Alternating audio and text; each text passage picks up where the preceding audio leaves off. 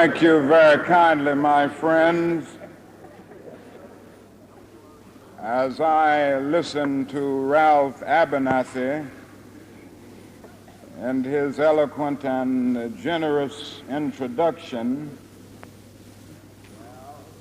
and then thought about myself, I wondered who he was talking about.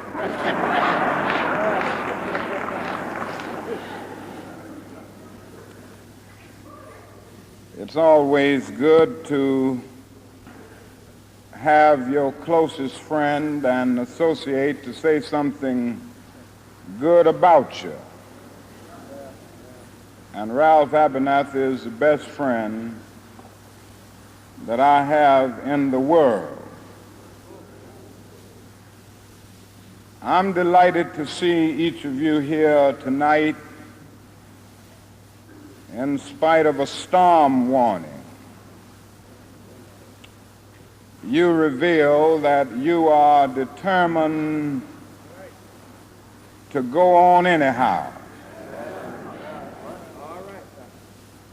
Something is happening in Memphis, something is happening in our world. And you know, if I was standing at the beginning of time with the possibility of taking a kind of general and panoramic view of the whole of human history up to now, and the Almighty said to me, Martin Luther King, which age would you like to live in? I would take my mental flight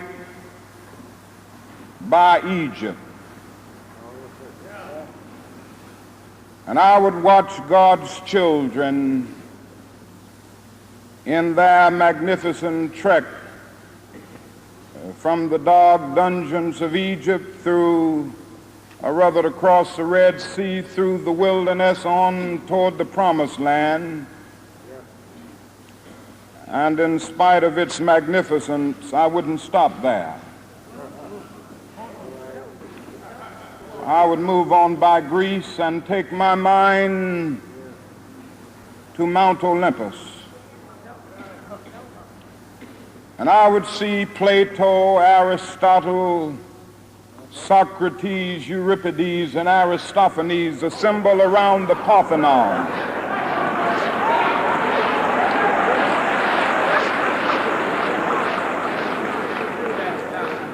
And I would watch them around the Parthenon as they discussed the great and eternal issues of reality, but I wouldn't stop there. I would go on even to the great heyday of the Roman Empire.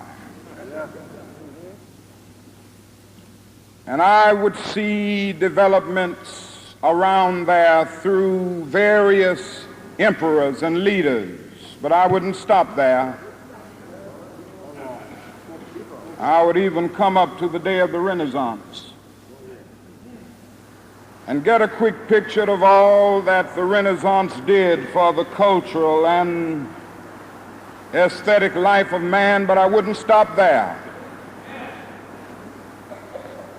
I would even go by the way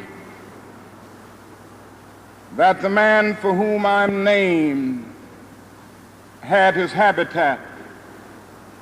And I would watch Martin Luther as he tacked his 95 Theses on the door at the Church of Wittenberg, but I wouldn't stop there. I would come on up even to 1863 and watch a vacillating president by the name of Abraham Lincoln finally come to the conclusion that he had to sign the Emancipation Proclamation, but I wouldn't stop there.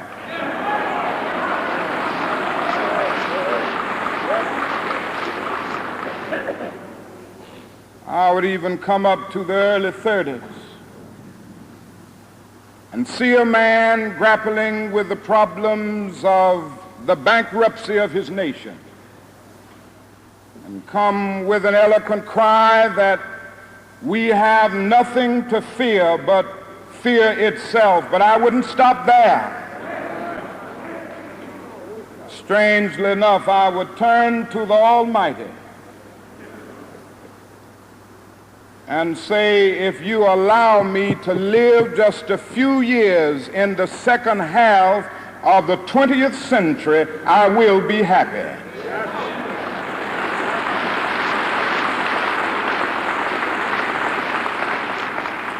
Now, that's a strange statement to make because the world is all messed up. The nation is sick. Trouble is in the land, confusion all around. That's a strange statement. But I know somehow that only when it is dark enough can you see the stars. And I see God working in this period of the 20th century in a way that men in some strange way are responding. Something is happening in our world. The masses of people are rising up, and wherever they are assembled today, whether they are in Johannesburg, South Africa, Nairobi, Kenya, Accra, Ghana, New York City, Atlanta, Georgia, Jackson, Mississippi, or Memphis, Tennessee, the cry is always the same: we want to be free.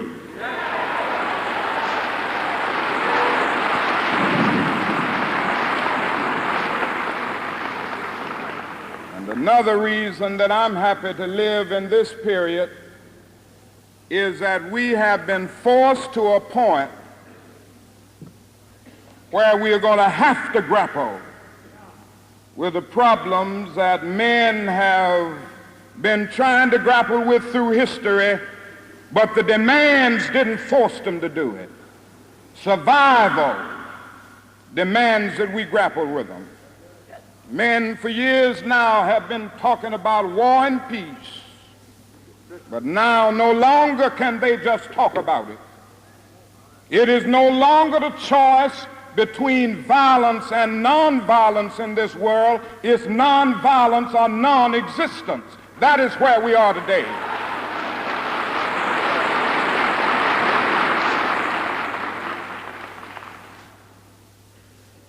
And also in the human rights revolution,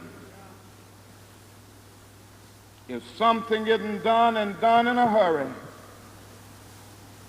to bring the colored peoples of the world out of their long years of poverty, their long years of hurt and neglect, the whole world is doomed.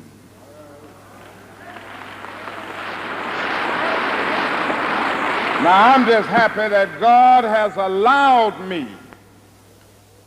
to live in this period to see what is unfolding. And I'm happy that he's allowed me to be in Memphis. I can remember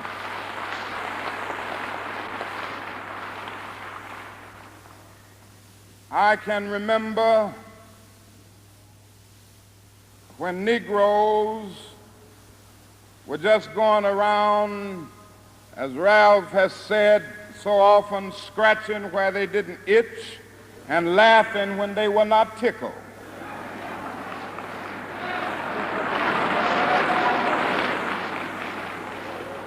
But that day is all over.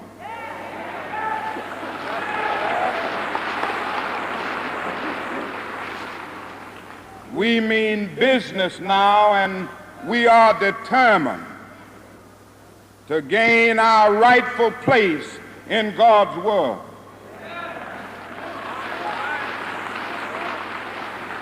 And that's all this whole thing is about.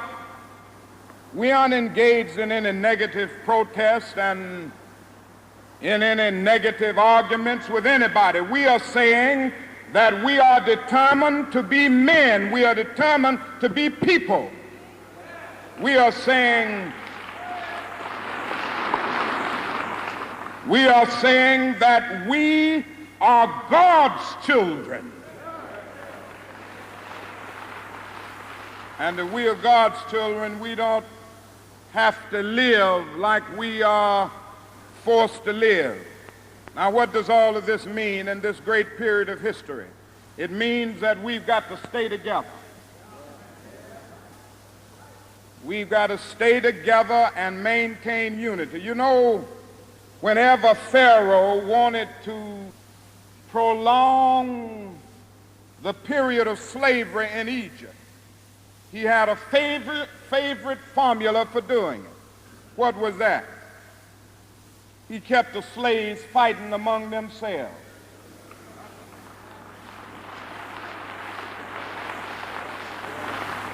But whenever the slaves get together, something happens in Pharaoh's court, and he cannot hold the slaves in slavery. When the slaves get together, that's the beginning of getting out of slavery.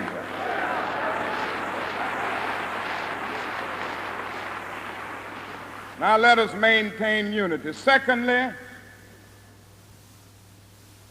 let us keep the issues where they are.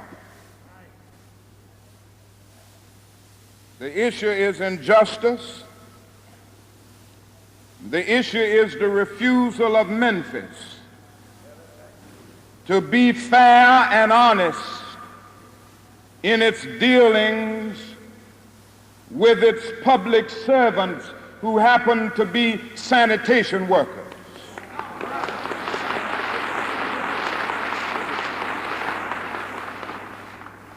Now we've got to keep attention on that. That's always the problem with a little violence.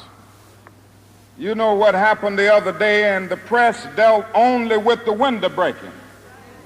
I read the articles. They very seldom got around to mentioning the fact that 1,300 sanitation workers are on strike, and that Memphis is not being fair to them, and that Mayor Loeb is in dire need of a doctor. They didn't get around to that.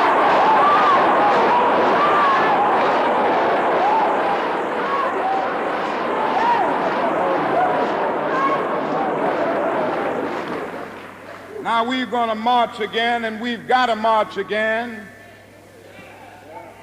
in order to put the issue where it is supposed to be.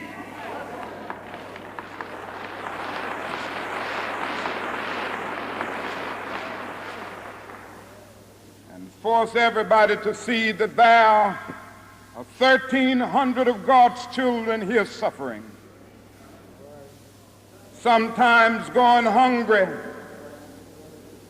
going through dark and dreary nights, wondering how this thing is going to come out. That's the issue. And we've got to say to the nation, we know how it's coming out. For when people get caught up with that which is right, and they are willing to sacrifice for it, there is no stopping point short of victory.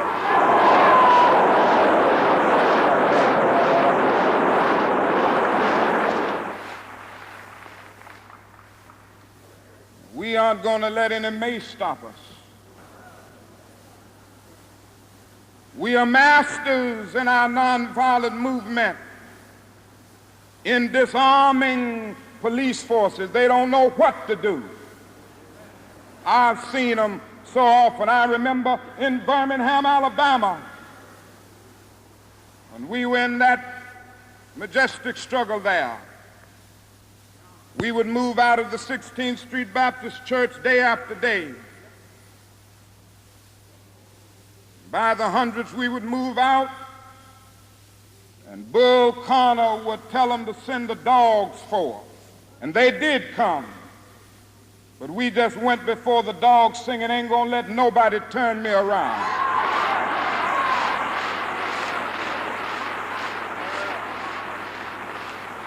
Bull Connor next would say, turn the fire hoses on. And as I said to you the other night, no history. He knew a kind of physics. that somehow didn't relate to the transphysics that we knew about. And that was the fact that there was a certain kind of fire that no water could put out.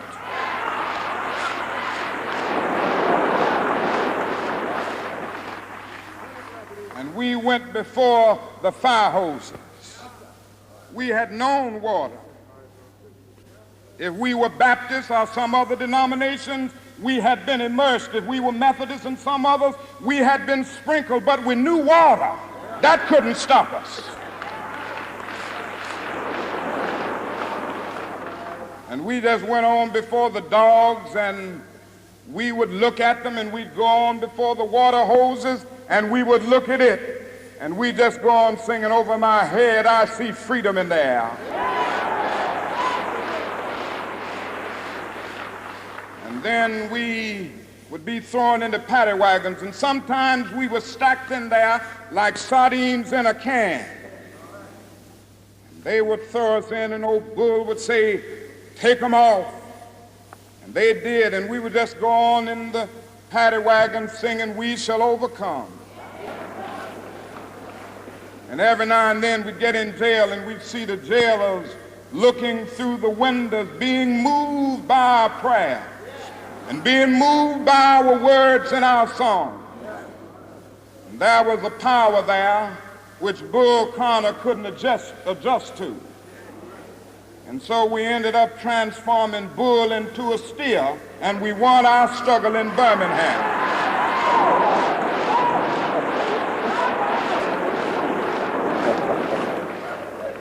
Now we've got to go on in Memphis just like that.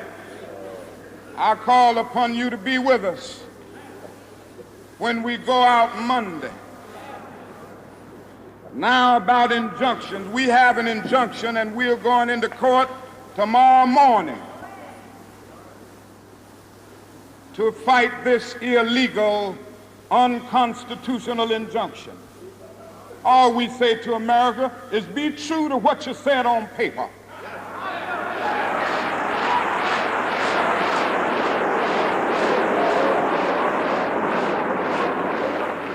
If I lived in China or even Russia or any totalitarian country, maybe I could understand some of these illegal injunctions. Maybe I could understand the denial of certain basic First Amendment privileges because they haven't committed themselves to that over there. But somewhere I read of the freedom of assembly. Somewhere I read of the freedom of speech. Somewhere I read of the freedom of press. Somewhere I read that the greatness of America is the right to protest for right.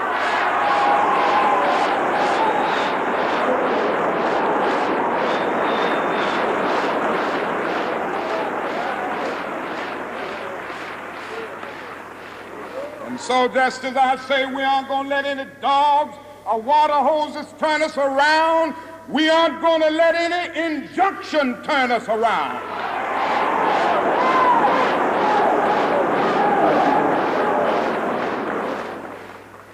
We are going on.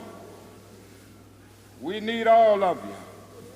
And you know what's beautiful to me?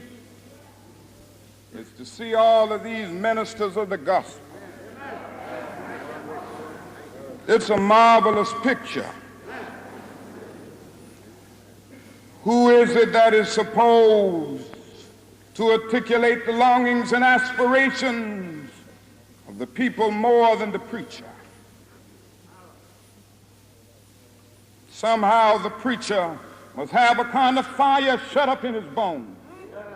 And whenever injustice is around, he must tell it. Somehow the preacher must be an Amos. Said, when God speaks, who can but prophesy? Again with Amos, let justice roll down like waters and righteousness like a mighty stream. Somehow the preacher must say with Jesus, the Spirit of the Lord is upon me because he has anointed me. And he's anointed me to deal with the problems of the poor. And I want to commend the preachers under the leadership of these noble men, James Lawson, one who has been in this struggle for many years. He's been to jail for struggling. He's been kicked out of Vanderbilt University for this struggling, but he's still going on fighting for the rights of his people.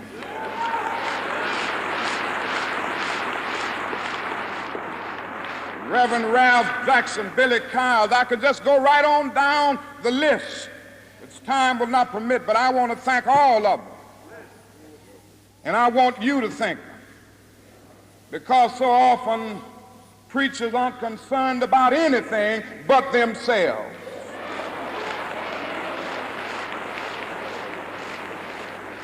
And I'm always happy to see a relevant ministry. It's all right to talk about long white robes over yonder and all of its symbolism. But ultimately, people want some suits and dresses and shoes to wear down here.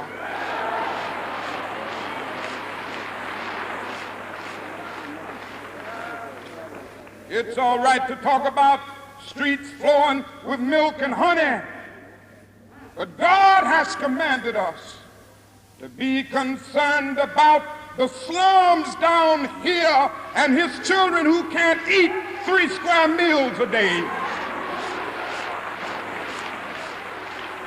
It's all right to talk about the New Jerusalem, but one day God's preacher must talk about the new New York, the new Atlanta, the new Philadelphia, the new Los Angeles, the new Memphis, Tennessee.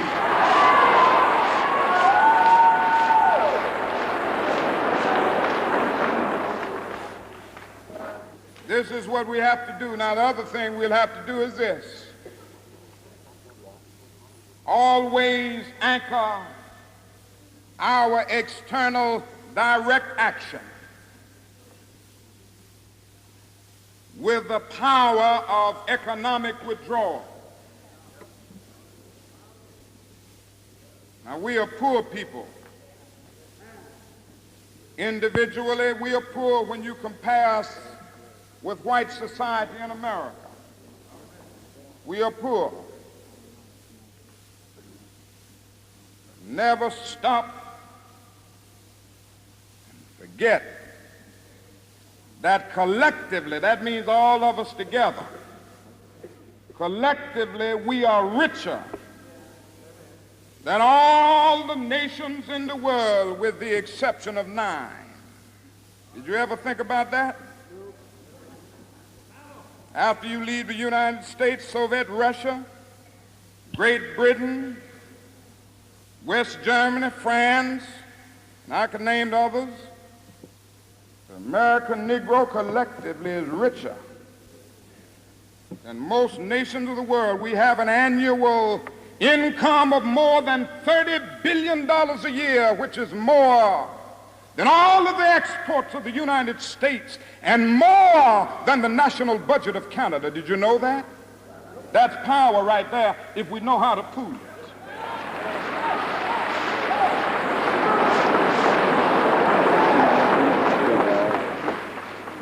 We don't have to argue with anybody. We don't have to curse and go around acting bad with our words. We don't need any bricks and bottles. We don't need any Molotov cocktails. We just need to go around to these stores and to these massive industries in our country and say, God sent us by here to say to you that you're not treating his children right. And we come by to make the first item on your agenda fair treatment where God's children are concerned. Now, if you are not prepared to do that, we do have an agenda that we must follow. And our agenda calls for withdrawing economic support from you.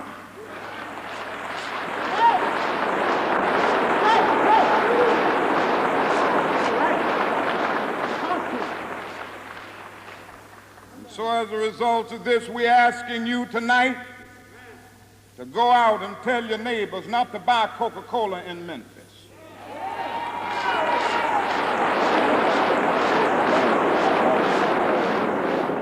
Go by and tell them not to buy Seal Test milk.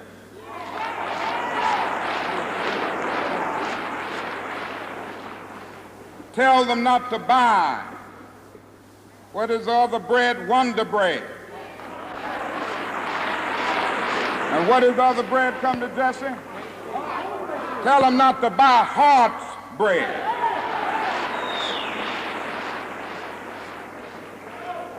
As Jesse Jackson has said, up to now, only the garbage men have been feeling pain. Now we must kind of redistribute the pain.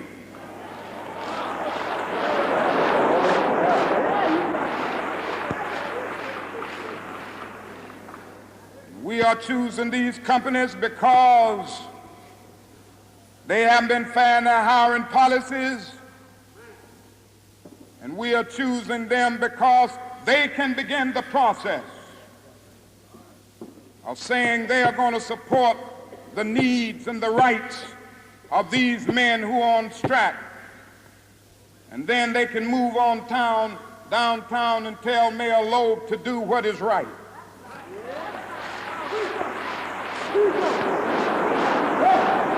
Now, not only that, we've got to strengthen black institutions. I call upon you to take your money out of the banks downtown and deposit your money in Tri-State Bank.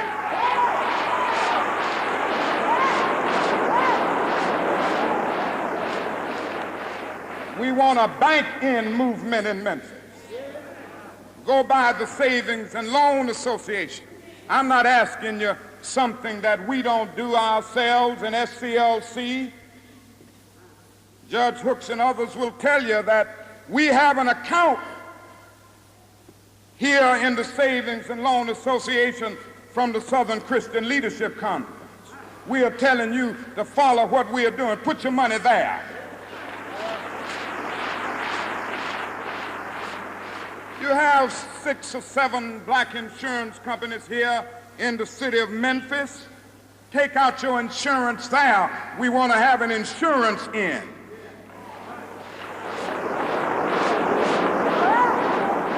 Now, these are some practical things that we can do. We begin the process of building a greater economic base, and at the same time, we are putting pressure where it really hurts. I ask you to follow through here. Now let me say, as I move to my conclusion, that we've got to give ourselves to this struggle until the end. Nothing would be more tragic than to stop at this point in Memphis. We've got to see it through.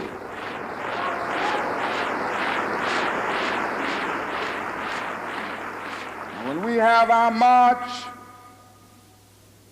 you need to be there. If it means leaving work, if it means leaving school, be there.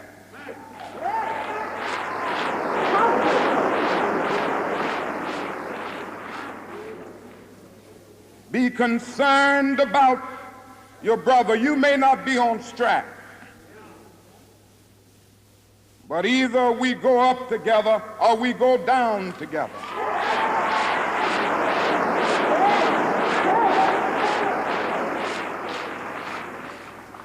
Let us develop a kind of dangerous unselfishness. One day a man came to Jesus, and he wanted to raise some questions about some vital matters of life. At points he wanted to and show him that he knew a little more than Jesus knew and throw him off base. Now that question could have easily ended up in a philosophical and theological debate. But Jesus immediately pulled that question from midair and placed it on a dangerous curve between Jerusalem and Jericho. He talked about a certain man who fell among thieves. You remember that a Levite and the priest passed by on the other side. They didn't stop to help him. And finally, a man of another race came by. He got down from his beast, decided not to be compassionate by proxy, but he got down with him, administered first aid, and helped the man in need. Jesus ended up saying this was the good man, this was the great man, because he had the capacity to project the eye into the thou and to be concerned about his brother.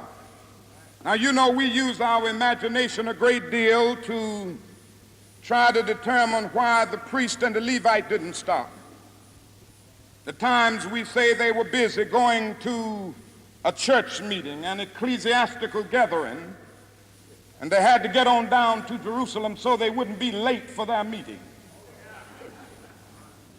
At other times, we would speculate that there was a religious law that one who was engaged in religious ceremonials was not to touch a human body 24 hours before the ceremony. And every now and then we begin to wonder whether maybe they were not going down to Jerusalem, down to Jericho rather, to organize a Jericho Road Improvement Association. That's a possibility. Maybe they felt that it was better to deal with the problem from the causal root rather than to get bogged down with an individual effect. But I'm going to tell you what my imagination tells me. It's possible that those men were afraid. You see, the Jericho Road is a dangerous road. That's right. I remember when Mrs. King and I were first in Jerusalem. We rented a car and drove from Jerusalem down to Jericho.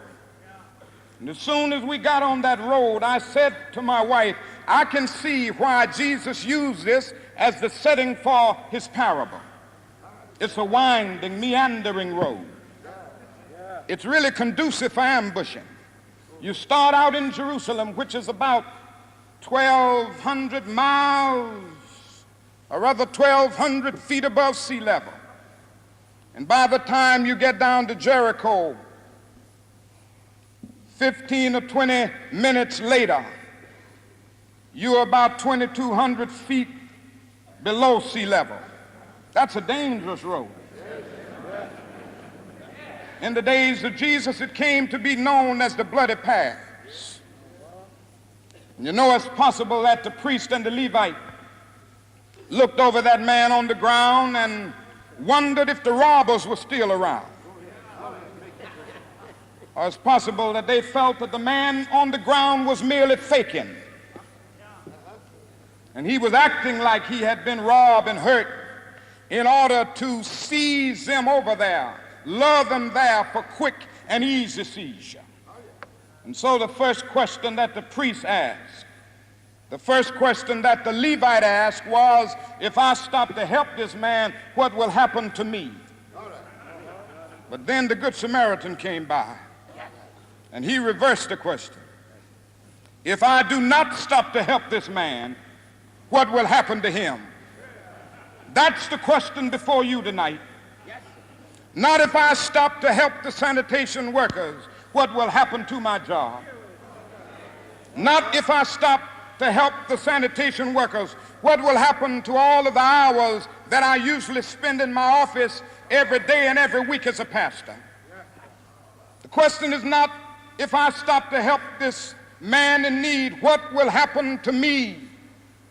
The question is, if I do not stop to help the sanitation workers, what will happen to them? That's the question.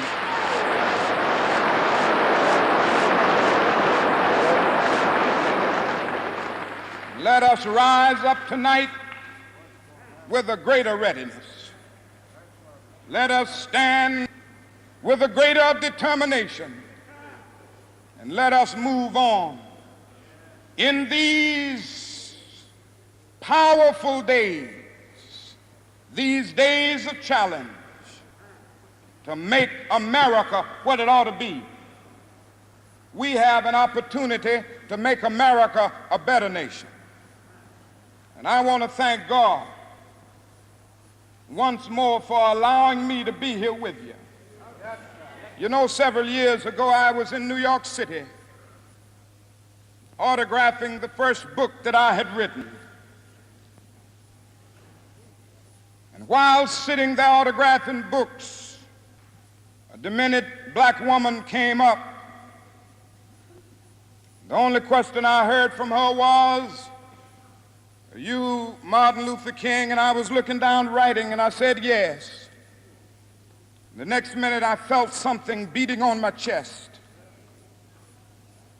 Before I knew it, I had been stabbed by this demented woman. I was rushed to Harlem Hospital. It was a dark Saturday afternoon.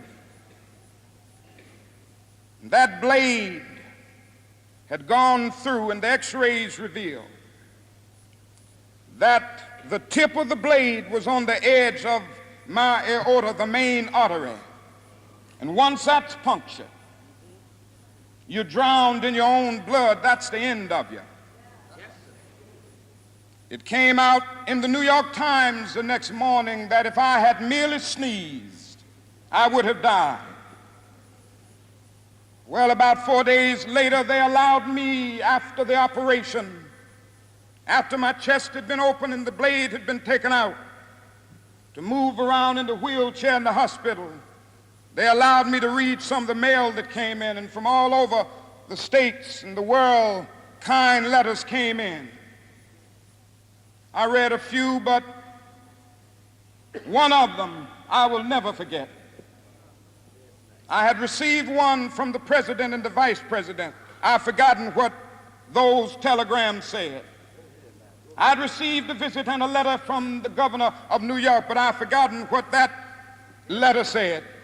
Yes. But there was another letter that came from a little girl, a young girl, who was a student at the White Plains High School. And I looked at that letter, and I'll never forget it. It said simply, "Dear Dr. King, I am a 9th grade student at the White Plains High School." She said, "While it should not matter, I would like to mention that I'm a white girl. I read in the paper of your misfortune and of your suffering. And I read that if you had sneezed, you would have died. And I'm simply writing you to say that I'm so happy that you didn't sneeze." And I want to say tonight,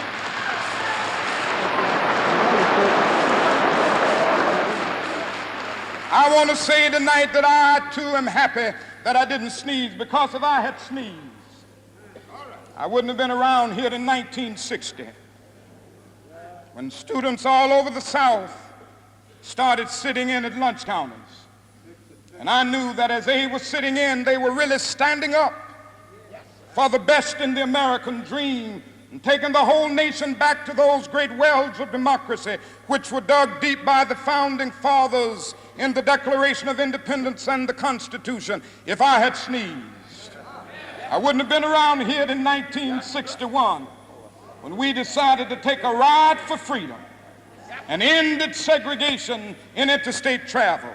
If I had sneezed, I wouldn't have been around here in 1962 when Negroes in Albany, Georgia decided to straighten their backs up. And whenever men and women straighten their backs up, they are going somewhere, because a man can't ride your back unless it is bent. If I had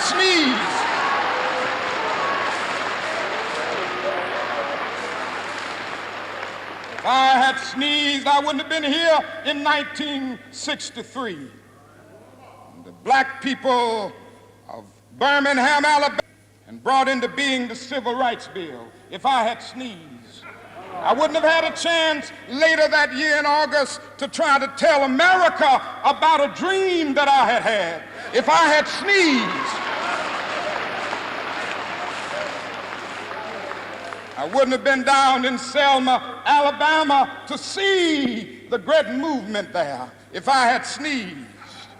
I wouldn't have been in Memphis to see a community rally around those brothers and sisters who are suffering. I'm so happy that I didn't sneeze. And they were telling me. Now it doesn't matter now. It really doesn't matter what happens now. I left Atlanta this morning, and as we got started on the plane, there were 6 of us. The pilot said over the public address system, "We're sorry for the delay, but we have Dr. Martin Luther King on the plane, and to be sure that all of the bags were checked, and to be sure that nothing would be wrong on the plane, we had to check out everything carefully, and we've had the plane protected and guarded all night." And I got into Memphis, and some began to say the threats, or talk about the threats that were out, or what would happen to me from some of our sick white brothers. Well, I don't know what will happen now. We've got some difficult days ahead, but it really doesn't matter with me now, because I've been to the mountaintop. I don't mind. Like anybody, I would like to live a long life. Longevity has its place. But I'm not concerned about that now. I just want to do God's will. And He's allowed me to go up to the mountain. And I've looked over, and I've seen the promised land. I may not get there with you, but I want you to know tonight that we as a people will get to the promised land.